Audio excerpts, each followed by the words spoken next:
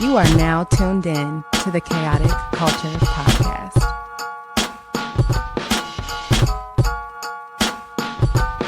It's the KKP on your mother flipping airways. Hear the name ringing through the halls and the stairways. You were listening to a pod that can segue. All the latest topics guaranteed to fill your headspace. It's a safe place to voice your opinion. Say what you feel just like you're a kid again. Kid to pro and friends, black as obsidian. Chaotic culture, that's the world we living in. So what's the word?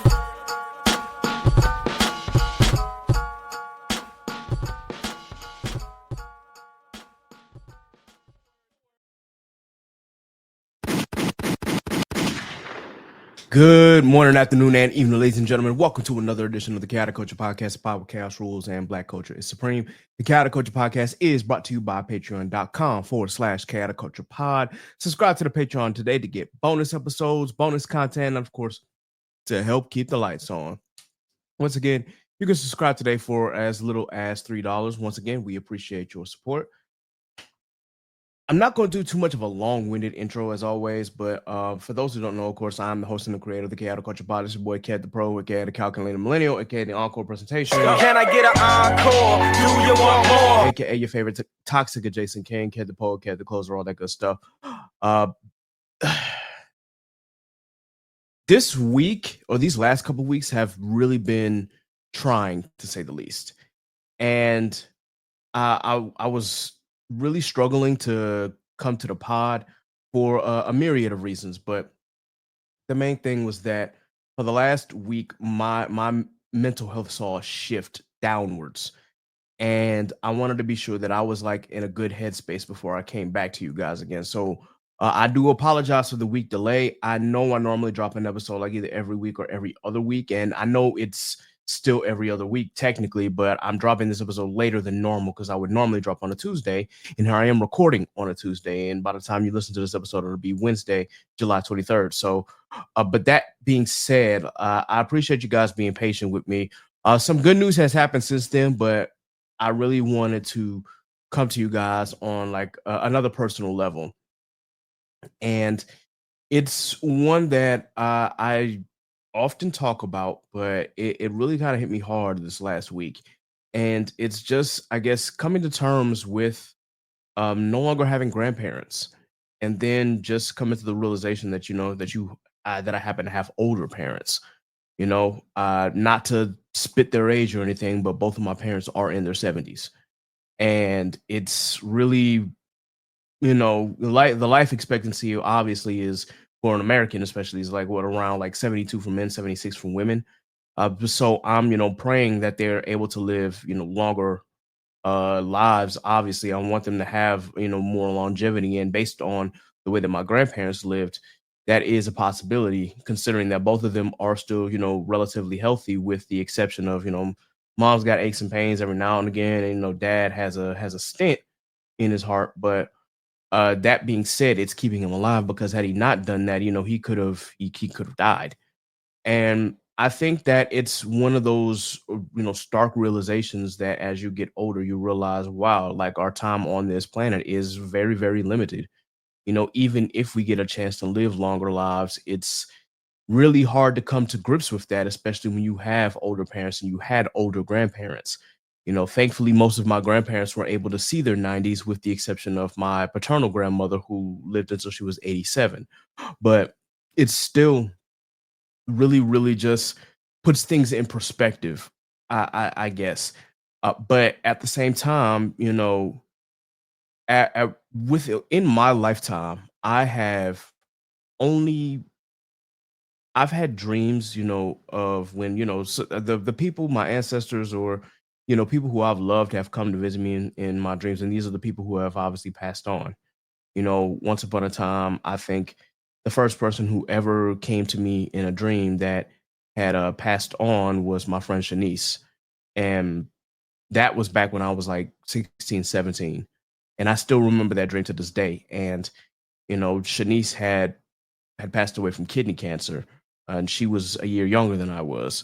And so that was like really difficult to deal with, because here I am, 16 years old, and someone who I've known for a long time, especially within my church, didn't get a chance to live and live out her adulthood. She basically died in her teens, but still seeing her in a dream gave me reassurance that she was okay. I obviously this dream was like almost 20 years ago, not quite.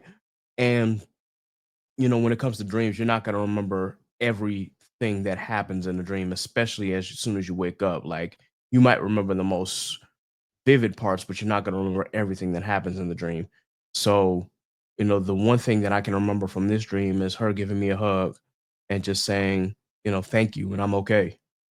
And I apologize if this is like really going to be triggering for you guys. Like, if you've lost a loved one or of that nature, I do apologize. And trigger warning, if I do start crying, I do apologize for that as well. But I definitely just wanted to come and speak about how I was dealing with the situation. So for those who know, again, all of my grandparents unfortunately have passed on from this world and are on the other side of heaven. And with that, oftentimes I may have a dream about one or the other, but there was never a dream where I had all four in one. And it really, really, really hit me hard, especially this past weekend. Now, my paternal grandparents didn't really talk to me, but I saw them smile and wave at me, and were laughing and enjoying a good time. And it was like, it wasn't it wasn't like I was in heaven. I From what I can remember in the dream, it felt like an angel was guiding me through limbo, and limbo looked like it was just like this waiting area, this lobby and whatnot. And she was like, well, you can't go up or you can't go down, but there are, the people who love you, if they are in heaven, they can come down to, visit you really quickly. And so before I could get there, I was picked up by my maternal grandparents, and they were having a conversation with me, asking me about my life and how I was doing, and what I was interested in now, and how I was getting along. And then we actually get to the limbo area, and that's where I see my paternal grandparents, smiling and waving at me and things like that. And then at that point, my grandparents, maternal grandparents said, okay, well, we don't want to hold you too long, we got to go. And I just remember in the dream being like, are you sure? Like, you can't stay longer? And they says, no, we got to go. And inside the dream, I broke down. I Obviously that didn't wake up in real tears, but I woke up feeling extremely like numb. And it felt as if it wasn't like what do you call those things where you like if you have a nightmare and you like literally can't move. Like it wasn't anything like that, but it just felt like when I woke up, I just didn't want to move. I didn't want to get up. I didn't want to go to work. I just really wanted to go back to sleep so I could see them one more time. And naturally, of course, when I got to work, I broke down a few times. I literally like bawled my eyes out. I could barely hold it together.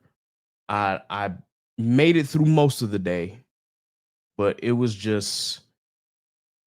felt like a chore. Everything I did felt like a chore. And I'm like, I need to go home. I went home.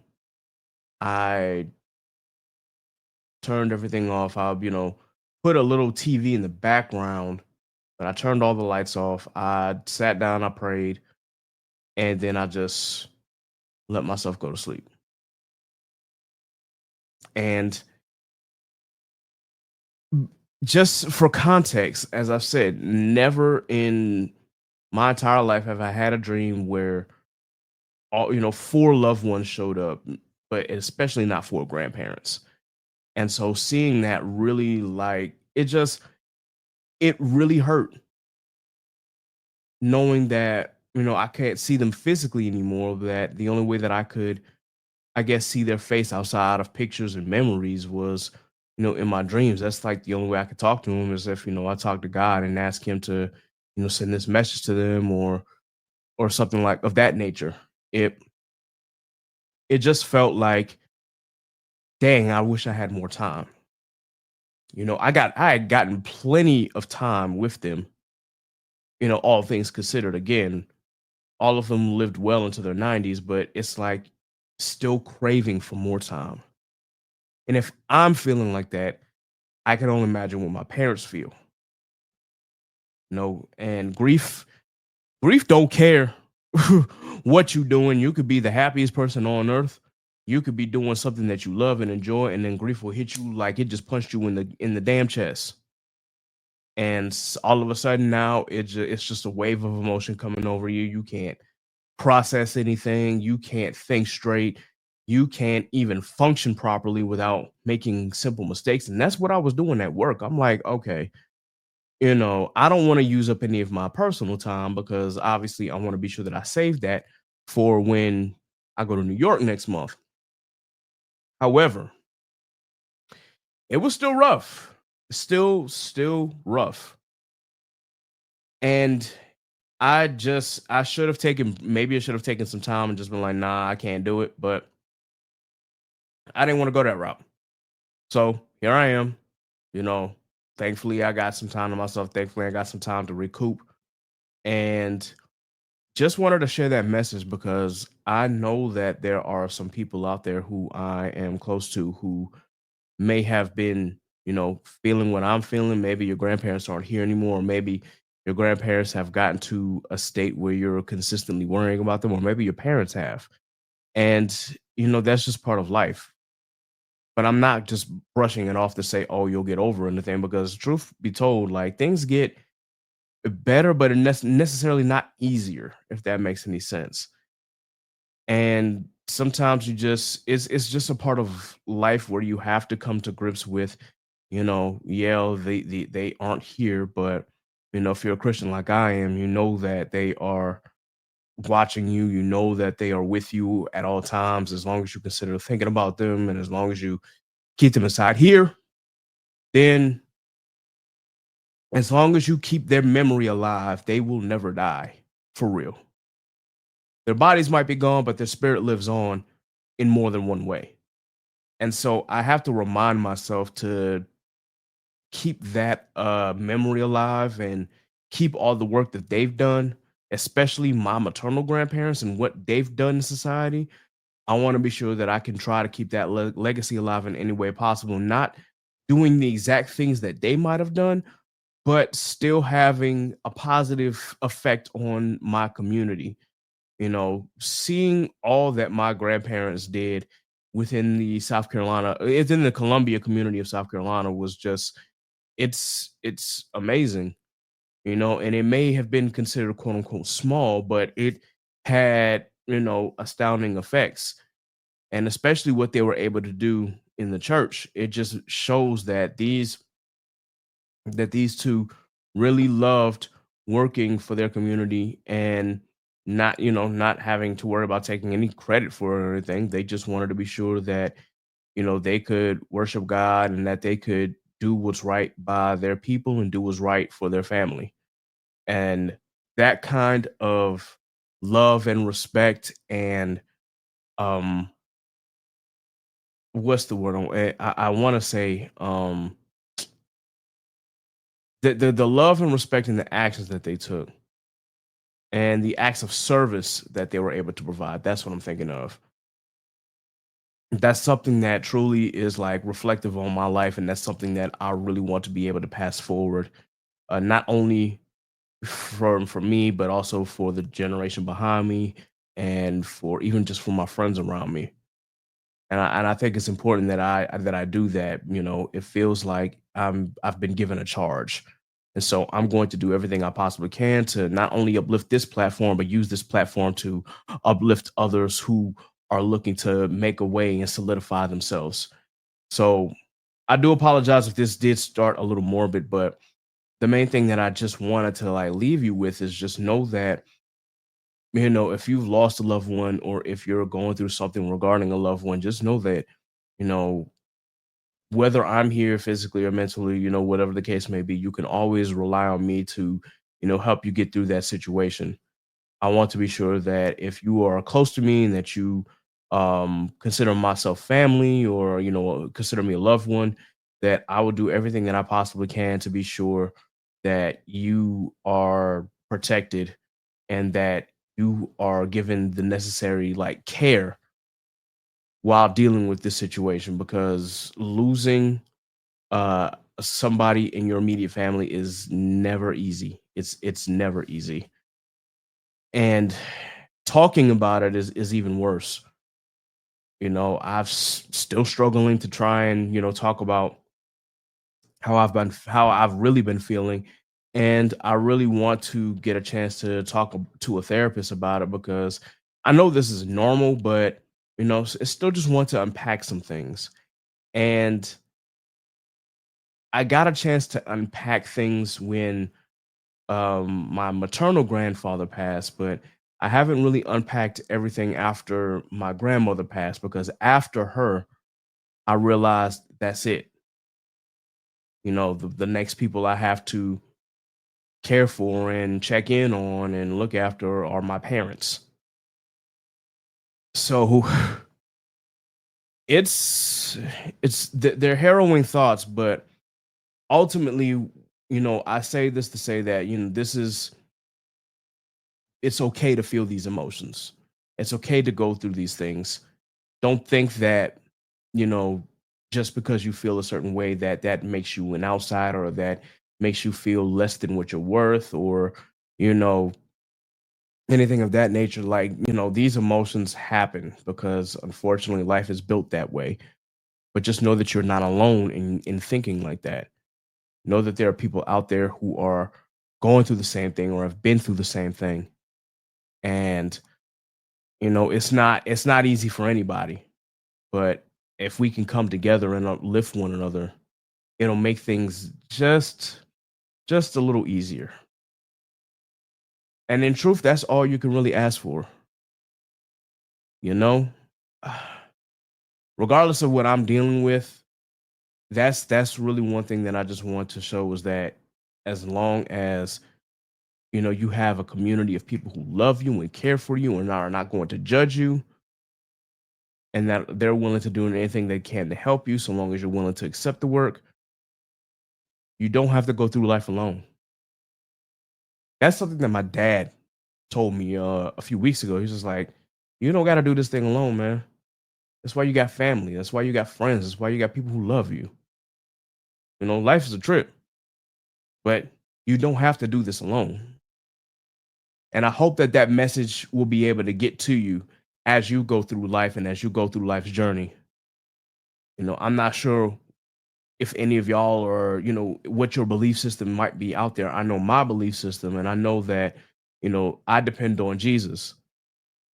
But at the same time, for those who don't have that belief system, just know that whatever God that you worship or serve, or even if you don't serve a God, at the same time, just remember to rely on that positivity and love within your family. Or I should say your loved ones, whatever your family may look like. It could be friends, it could be family, it could be adopted family, whatever that looks like for you. Rely on those people. You don't have to go through this alone. And if for whatever reason you still feel like that, just know that if the government don't take them away, there are still services out there. And I hope that you're able to take advantage of those services. So, not only that, of course, but I'm, still dealing with the absence of a love life. Still, I guess, coming more to terms of how I've been feeling about certain situations.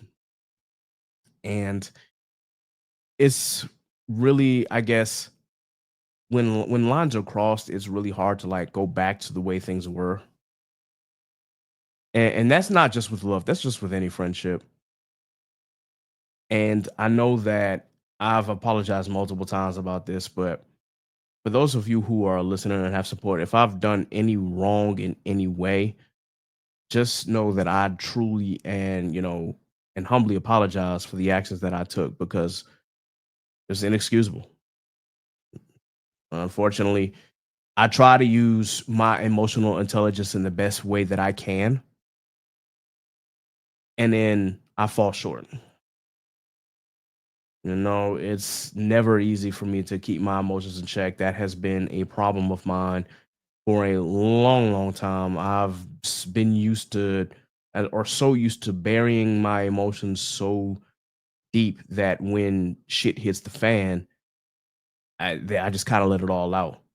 I don't wear my emotions on my sleeve, but I'm also not one to hide my emotions whenever they do, pop out. And unfortunately, it gets me into some precarious situations, and especially in the past, it got me into some situations, and then also even now as an adulthood, it tested some friendships. And so I just want to make certain that you guys know that I do make mistakes.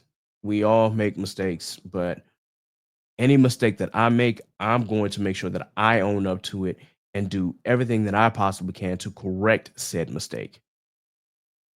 And then if you don't want me to correct it and it just is what it is, then I can't do anything else about it. I did all that I could. But I know that there's not a lot of genuine people out there who they when they make a mistake, they avoid accountability. That's not me. No, sometimes I take too much accountability, but I'd rather that than not take accountability at all. Especially if I knew or if I know that I had something to do with it. I'm like, look, for whatever mistake I made, listen, I apologize. But in that, I hope that the people around me will take accountability for the things that they have done as well. Because if you don't take accountability, then we've come at an impasse at this point. And at that stage of life, I don't know if I ever want to be associated with somebody who can't take accountability for their own actions. This isn't aimed at anybody specifically. I just wanted to show you this is who I am, and this is who I hope to surround myself with. I hope that people are like-minded like me, that when they make a mistake, they'll be the first to take accountability and not try to dump it off on somebody else. Oh, it's that person's fault or it's that person's fault. No, that's kind of how our government is being ran right now. It's the refusal to take accountability for their own actions and try to place the blame on somebody else. Nothing is ever their fault. It's always somebody else's. People like that are narcissists.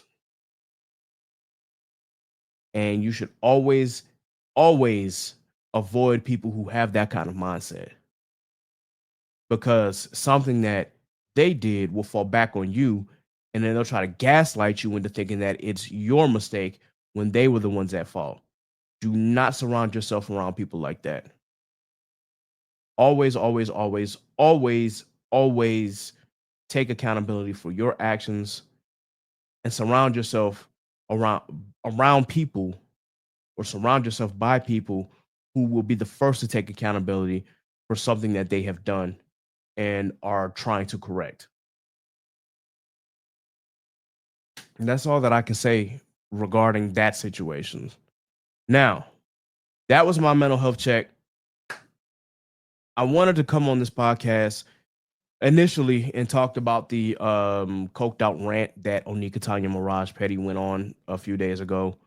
And this is not to say that she hasn't been blackballed by the industry, but it's just the consistent attacks, this consistent misplaced attacks on certain artists and certain people within the industry is really, really disturbing to me. And I'm not going to spend too much time on this because I really want to get to something that's even more important than that. But at any point in time, I have not said that, Onika's claims that she's been blackballed in the industry are false. No, that part I wholeheartedly believe that, she didn't kiss the ring, she didn't bow, she didn't submit herself to, certain industry standards and whatnot. And of course, that required her to, that forced other people to blackball her. At the same time, I do also believe that she has been blackballed, but for an entirely different reason as well. So not only do you have the blackballing of the industry itself because you refuse to play to those industry standards, but you also blackball and burn those bridges because you don't know how to be a good person, and because you consistently attack people And going back to what I was saying earlier, you consistently attack folk who had shown you love, and for some reason you continue to shade them, you continue to diss them, you continue to be nasty to people, you continue to use your fans to attack people. Like at that point, people are gonna blackball you not because of the industry stuff, they just don't want to be around you because you're not a good person. Again, and Nicki Minaj is one of the greatest rappers, not female rappers, greatest rappers of our time. But Onika Tanya Mirage Petty is one of the worst people that unfortunately I have ever seen on the internet. It is crazy that I get to see somebody's whole personality in real time on the internet. Most of us would not like our personalities like to be blasting on the internet like that, but she consistently attacks the girls. And it just is like, why? What for? Is it the fact that you've held the top spot for so long that you can't let it go? That it doesn't matter who it is. Like it from Beyonce to Cardi B to, of course, she's attacking Jay-Z, but that's another story. To attacking Glorilla, Megan Thee Stallion, attacking Lotto, and now SZA? Because you misread a tweet and you assumed it was about you? Listen, whether SZA made that tweet as a subtweet or not, that's, you really can't tell, but you should never assume that it's about you, because even SZA had tweeted out like this tweet wasn't even about her. I don't know what she's going on about. But apparently Nicki took offense to that just because earlier she was attacking SZA's previous manager, Punch, because Punch had tweeted out the song of a title called Broken Barbies, which was the working title for a new artist that he signed named I Am Lyric. And if you listen to the song, it has nothing to do with any of the Barbs or any of the toxic standum of Onika's. But people saw that, sent it to Nicki, and apparently she went on this tirade that this is the manager that's been bullying her, and that she has the receipts. Still hadn't shown the receipts yet that Punch was bullying her. Like, the only receipts that we've seen is Punch giving her praise. But apparently Punch said the only time that they had interaction was that Nicki wanted to do a feature with SZA. SZA was in album mode and was very busy, and he said he would get back to her when he could or when she could, and they never spoke again. So I'm not exactly sure where these bullying comments or these bullying accusations come from. I don't know, but Nicki just continuously went at them, and it just like would not stop. At some point or another, it's just like, okay, you are 42 years old, acting like you 11. When are you going to mature and like be like, okay, maybe I jumped the gun on that? But instead of taking accountability for a possible mistake, because again, SZA said that those tweets weren't about you, but instead of taking accountability, you decided to double down, triple down, and quadruple down. And that's just really fucking annoying. Excuse my language. It's just like, why do you refuse to do this? Why can't you just say, hey, my bad, that was on me? But no, you had to play into the toxicity and continuously attack SZA. That is just mind-boggling to me. It seems like Nicki says that every person has a problem with her. No, sweetie. If every person has a problem with you, that's indicative of something else. If every person has an issue with you that doesn't share your same mindset, chances are you're the problem. But it goes back to that word, accountability. Accountability.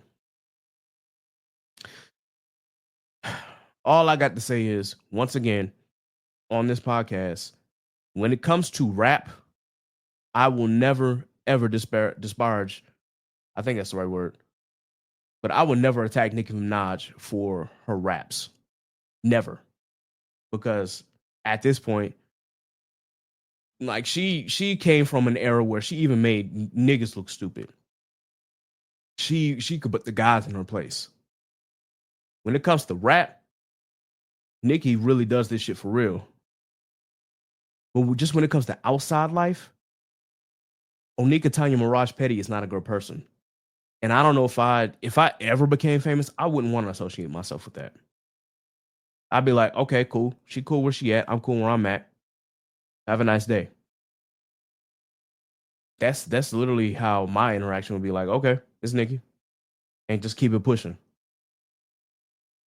It's the same thing with a lot of artists out here. It ain't just her. I do the same thing with Drake. Be like, oh, that's Aubrey? All right, cool. Whatever. Keep it moving. There are just some people out there that I just don't want to associate myself with. Like if you're just not a good person in general, and your whole personality is based on fame, and then you've got fans who have this abnormal parasocial relationship with you, I don't want to have anything to do with that celebrity. Good Lord, I don't. Even some of the Kendrick stands that I've seen, I'm just like, hey, y'all gotta chill out for real. Some of the shit y'all saying is like, all right, y'all bugging. We can't have these parasocial relationships. I will admit I'm one of the biggest Kendrick fans, but I gotta remember, this nigga don't own me. He don't. Yeah, I can see some parallels of my life and his life. Granted, I didn't grow up in the streets of Compton, but there's a lot of shit that I relate to that he in his stories. But once again, he don't know me. So I'm not gonna sit here and create this parasocial relationship with him and try to become this super stan. And that's the problem with the internet right now, is that we've allowed standom to take over the entire culture. However, what makes this culture so great is that hip hop in general is very, very volatile, and it can switch in the snap of a finger. And that we are starting to now see that the stuff that we've got from the last decade is, I'm not going to say it's played out, but we're starting to see a slight shift back into the bars and the folk who would rather like spit and whatnot. We getting real spitters. We're getting real bars back. And the battle probably sparked that change, because we had talked about in the past that 2023 was probably like the worst year for hip hop in general, because we were just getting the same old. Nothing was inspiring. Nothing was sparking the flame. It just felt like the same watered down shit.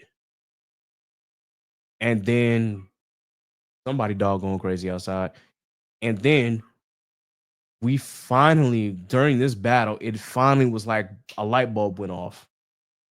And Kendrick winning this battle against Drake really, really sparked something, not only within the West Coast, but we're also seeing a whole wave of other lyricists that are really like gaining more attention. Like, and no disrespect to Drake, and his UK comments were crazy, because I don't think that UK rappers can see even America's lowest tiered rappers yet.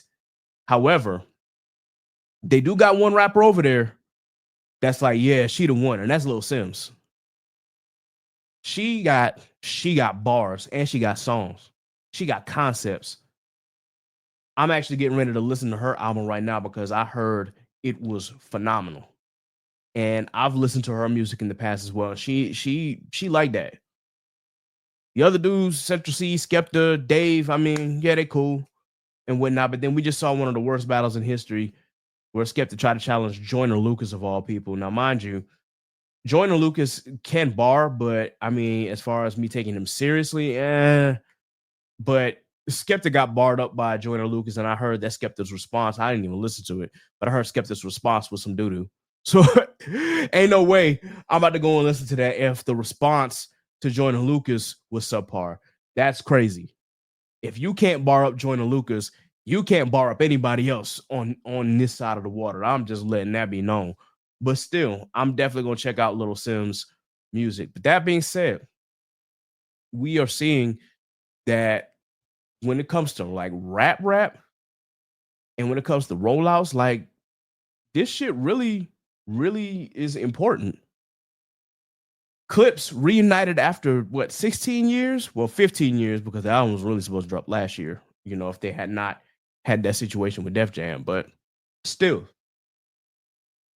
Clipse just released an album that right now looks like rap album of the year for 2025. And when it comes to those Grammys, it's gonna be a big three-way battle between them, Chromacopia, and GNX. I'm already calling it. It's gonna be those three.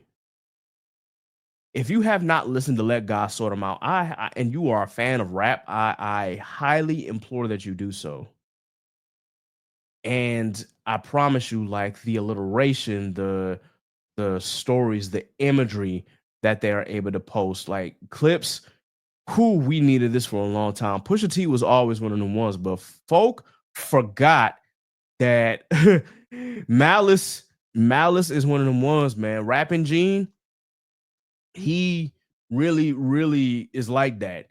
And like hearing his bars again was just so refreshing. Like this dude, boy, this dude has some lyrics on him, man. And I'm just gonna I'm trying to figure out what if that was POV that had one of like the coldest, but he had one of the coldest verses on that album. But yeah, it's just what person, you know, oh goodness, that dog is really crying right now. And I don't know if he got messed up by another dog or if he's trying to get at another dog. But yeah, it's crazy. I'm gonna just say one verse from Malice, like, just to think I built a rap career off an OZ. I'm watching new niggas rap just to OD. That man, like, this man said, came back for the money. That's the devil in me. Had to hide it from the church. That's the Jekyll in me. Like Jekyll and Hyde. Whoo, come on, man. And even in POV, even Push, like, this man still said, like, you Zeus Network niggas, you hear me loud and clear. Get these 5,500 of hosted niggas out of here. Like, these niggas, they really came to bar niggas up. And I really hate that someone had left in one of a reactor's comments that they were woke rap. I'm like, Clipse, woke rap? Nigga, these are not conscious rappers. Clipse is not conscious. They speak on some real shit, but that doesn't make them conscious rappers. This is luxury coke rap, bro. Like, these niggas, this is super dark shit. This is street rap.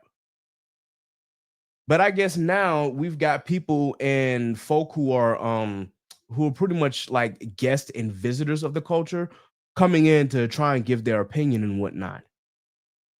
Literally just heard that comment about XQC saying that he was mad that the needle drop, Anthony Fantano, gave Clipse a strong 9 to a 10 out of 10 and gave Jackboys a light 2.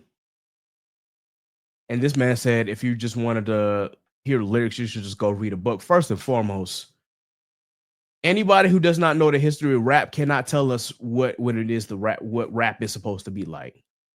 You can't just tell us to like go read a book when the foundations of rap were founded off of Black struggle. You can't do that.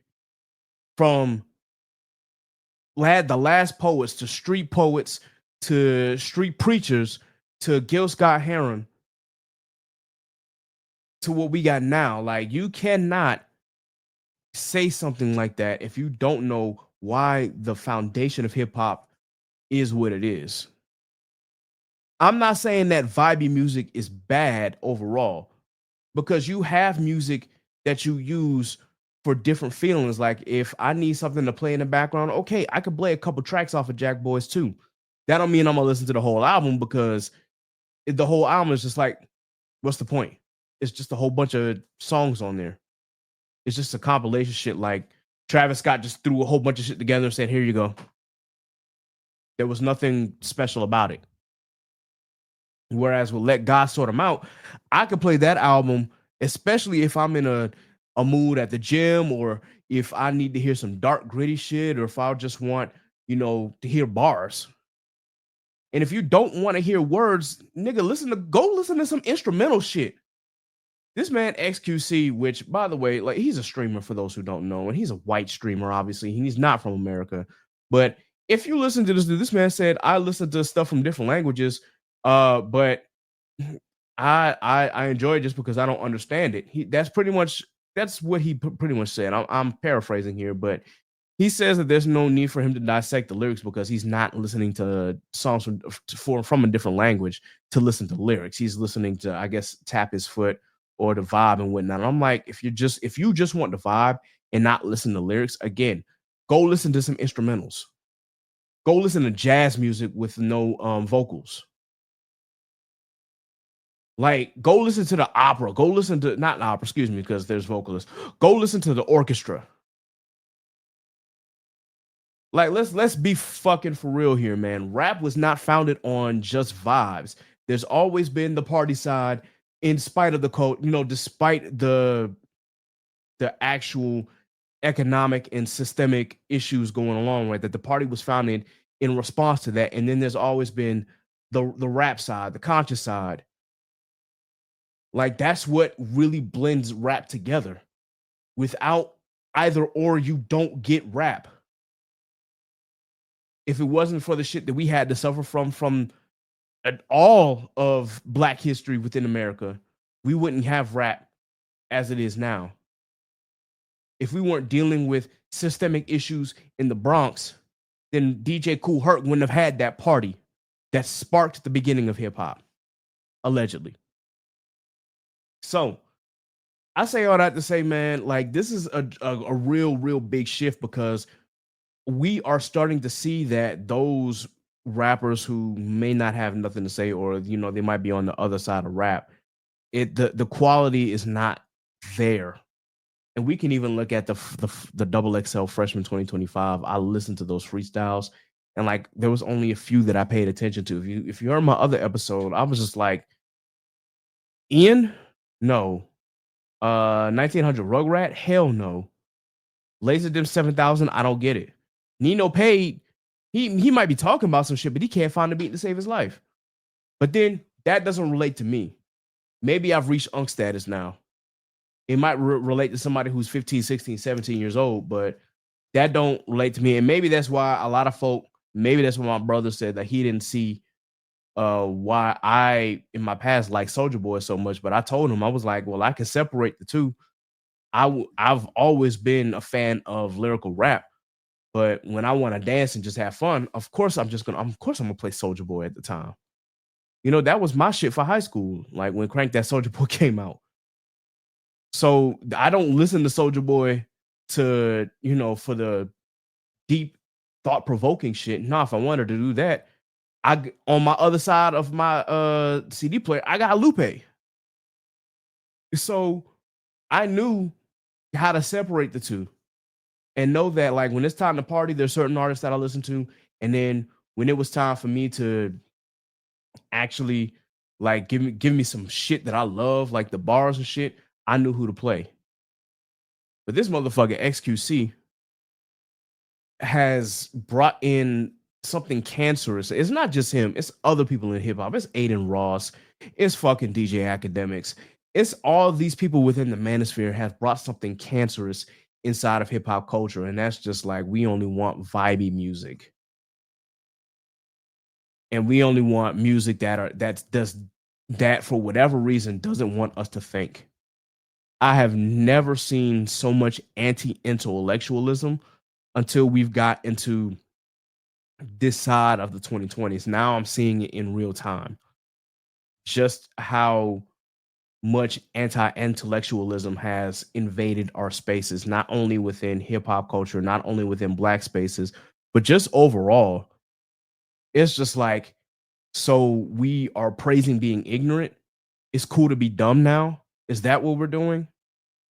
This is so frustrating as a black man living in America. It's like, no, this is crazy. When you see your own people don't know your own history, that is insane.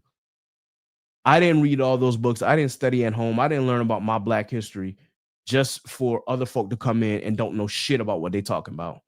And now they have a higher platform just because they have a whole bunch of echo chambers that are agreeing with them and spitting their opinionated ideals that's not based in fact.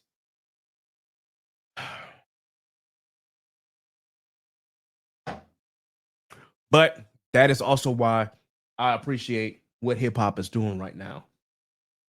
And that's why I appreciate Let God Sort Them Out. That album is beautifully crafted. The production is absolutely astounding. This is Pharrell's most mature sound ever. Clipse comes back with some dark, gritty shit. Starting off the album talking about, the death of their parents. Looking back at the skeletons in their closet.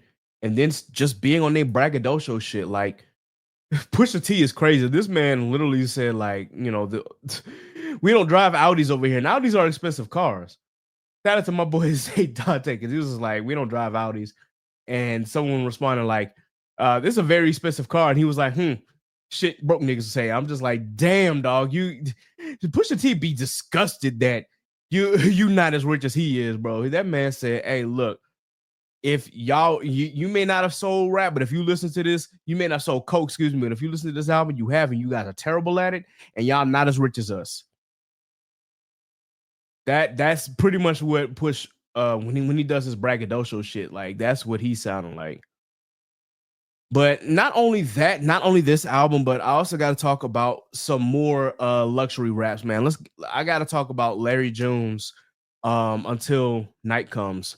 And this feels like some West Coast 90s shit, man. Like I was bumping this shit. You could just really, really ride your car into this shit.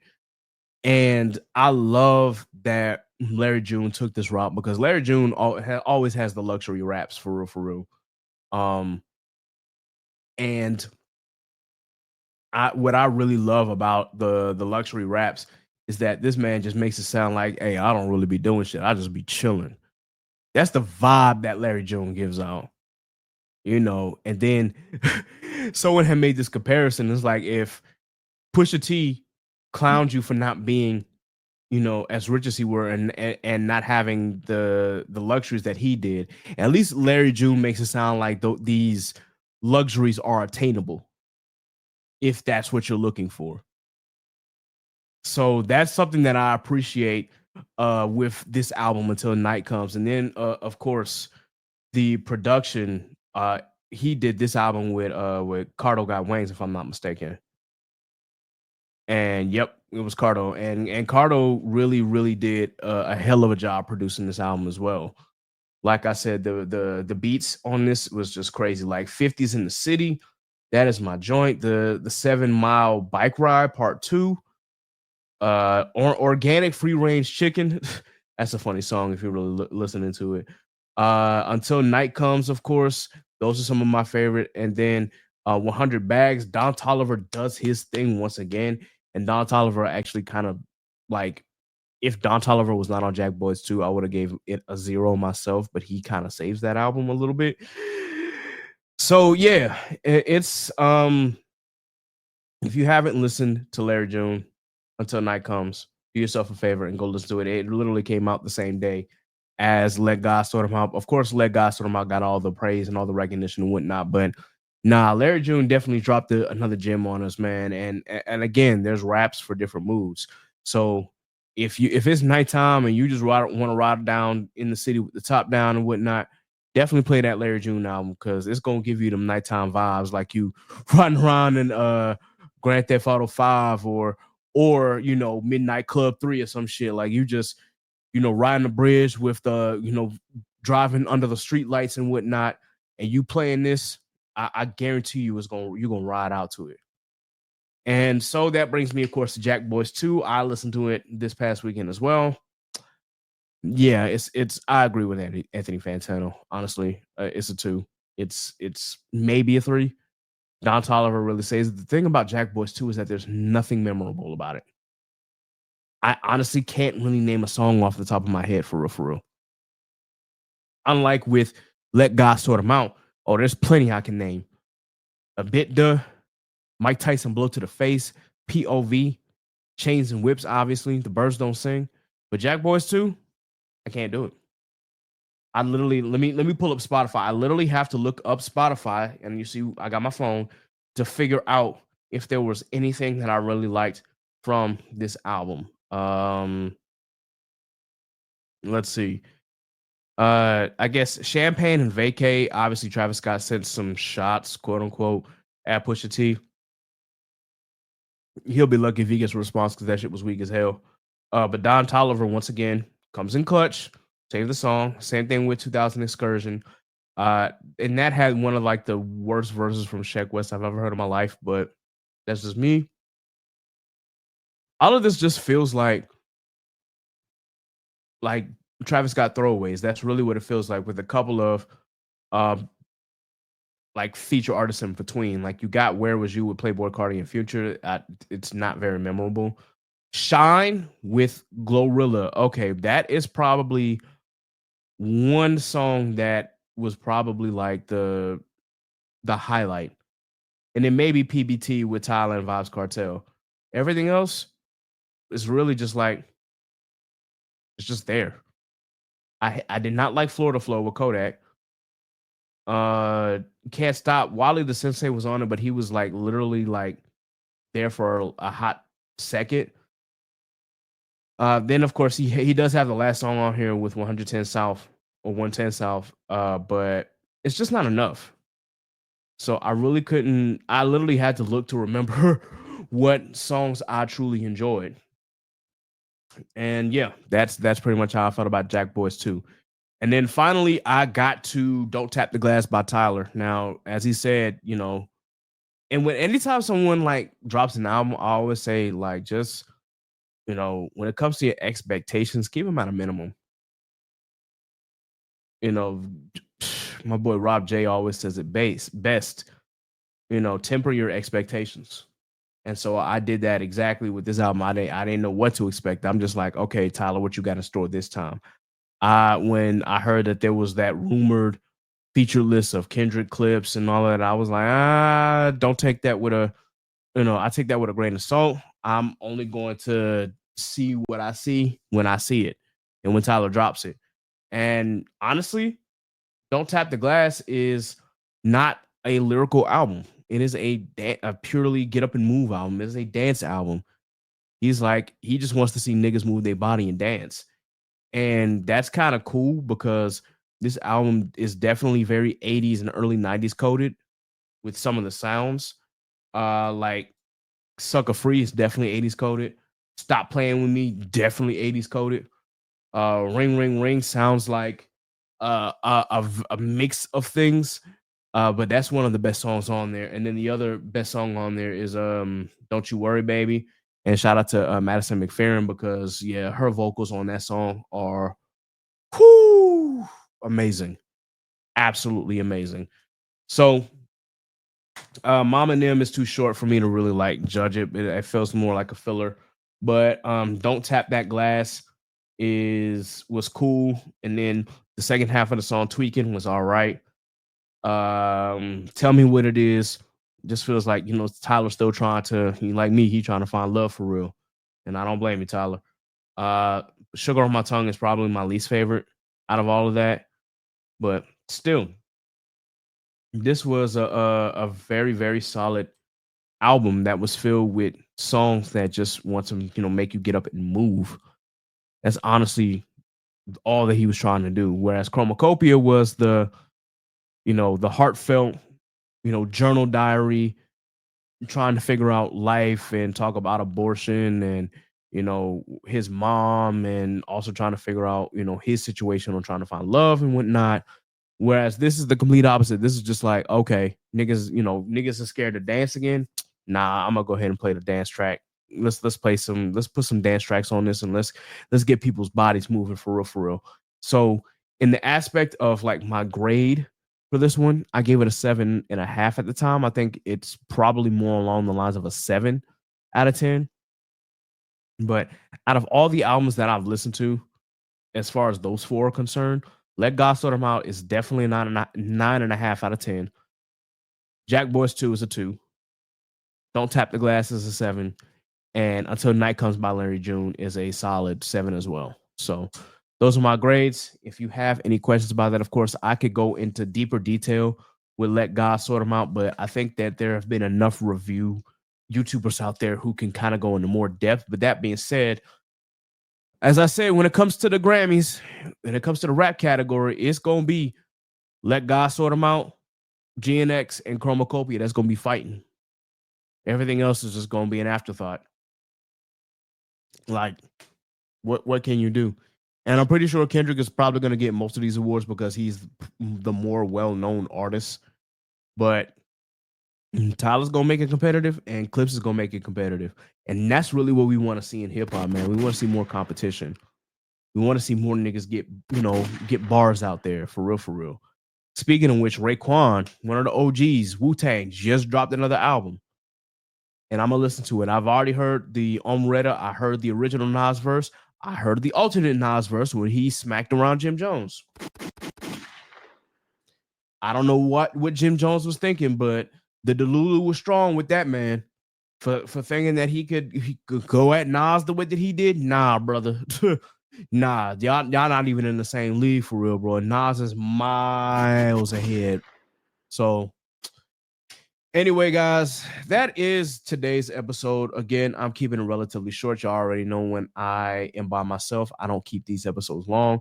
But that being said, once again, if you have not heard the announcement, of course, we got to get back into our nerd bag. But Khaotic Kulture is hosting a panel at Anime NYC, and it's called the Pass the Aux Music Guessing Game. It will be held Saturday, August 23rd at 8:45 p.m. at Anime NYC in Hall 1B. We will be doing a game where you have to guess the anime song, but you only get a 3 to 5 second clip. And we will be giving away prizes. We'll also be playing some anime music in between so that, we can have fun. It's going to be a big ass party. And I just want y'all all, if y'all are going to be in New York, go out there and please be sure that you check us out. I believe the 4-day badges are now completely sold out, but they still have the Thursday day badge, the Friday day badge, and the Saturday day badge. And I believe they have the Sunday day badge as well. So they got the separate day badges. If you are thinking about it and you're in the New York area and you love anime, definitely get a Saturday badge. Come out, check us out. We're going to have a good time. I promise you, you will not want to miss it. That being said, y'all, I appreciate y'all tuning in. I thought about maybe doing a rundown, but I think I'll wait for another episode to do that. But in closing, once again, if you don't take anything away from this episode, just remember that it's okay to feel how you feel. Be sure that you hold yourself and others accountable. And most importantly, man, it's okay to enjoy the music, but anti-intellectualism is a cancer and needs to be rooted out of our communities, especially within the Black communities. The last thing we need is folk who are outside of our culture coming in and trying to water it down and dumb down the culture that we built. We need to go back to gatekeeping our culture if we got to. I have no problem with guests coming into the culture, but don't do no dumbass shit that XQC was trying to do or say. That is not hip hop. You can enjoy the trap music. You can enjoy the shit that makes you vibe. You can enjoy the bars. You can enjoy conscious rap. You can enjoy all of that. But don't downplay one over the other as if they all aren't congruent or important to each other. The day that I see somebody in hip hop say that lyrics don't matter in hip hop, they don't like rap. They don't love hip hop.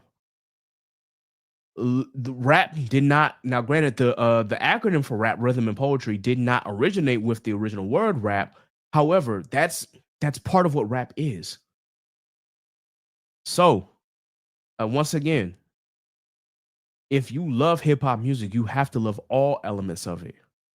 And if you don't, that's fine. But don't push that narrative into Black spaces. That's all I'm gonna say. And then if you really are truly about the culture, you will protect yourself and your peace from motherfuckers like that. Excuse my language. Anyway, guys, that is my time for today. Be sure that you like, share, and subscribe to the Khaotic Kulture Podcast on your favorite DSP. Goodness gracious, this is a long time to get stopped up. Okay, I can breathe again. Once again, be sure that you like, share, and subscribe to the Khaotic Kulture Podcast on your favorite DSP. Please be sure that you visit the website, beacons.ai/Khaotic Kulture Pod. Please be sure that you subscribe to the Patreon to get this episode early and, of course, bonus episodes as well. You want to see my live reaction to Tyler's album, Don't Tap the Glass, you definitely have to be a Patreon member in order for you to see that. Not going to see it on YouTube, again, because of copyright. But anyway, definitely check out that live reaction. Please be sure that you follow us on all social media. Of course, you can follow us at Facebook at the Khaotic Kulture Podcast page. You can follow us at Khaotic Kulture Pod at Instagram and Threads. You can also follow us on Twitter /X at Khaotic Kulture 1, and you can follow us on Blue Sky at khaotickulture.bsky.social. You can follow me, Ket the Pro, this K3D the Pro on all social media, and now including Twitch. I literally just I Twitch streamed the live reaction kind of as a test run to see if it will go through and whatnot, and it did. I'm gonna fix it up to be sure that I make it, a bigger announcement, obviously. But yeah, it's about time for us to start really getting into Twitch soon. So more episodes will more than likely be hosted on, live recorded on Twitch as well. So just pay attention to that. I'm really trying to make some moves out here, guys. But anyway, once again, you can follow me on all social media at K3D the Pro. You can follow my co-hosts at their respective logins and whatnot. Of course, Scuba Steve at Scuba Steve 1428 on all social medias. Sappy at Scraps14 on all social media. Jaylee Trey at all social media. Excuse me, Miss Nasa at Omnicaso on all social media. And of course, Law at L.JR_96 on Instagram and Law96_ on X/Twitter. And with that, guys, this has been another episode of the Khaotic Kulture Podcast. So until next time, folks, remember, embrace the culture, chaos rules, be blessed, be safe, God is love. I am out of here. Deuces.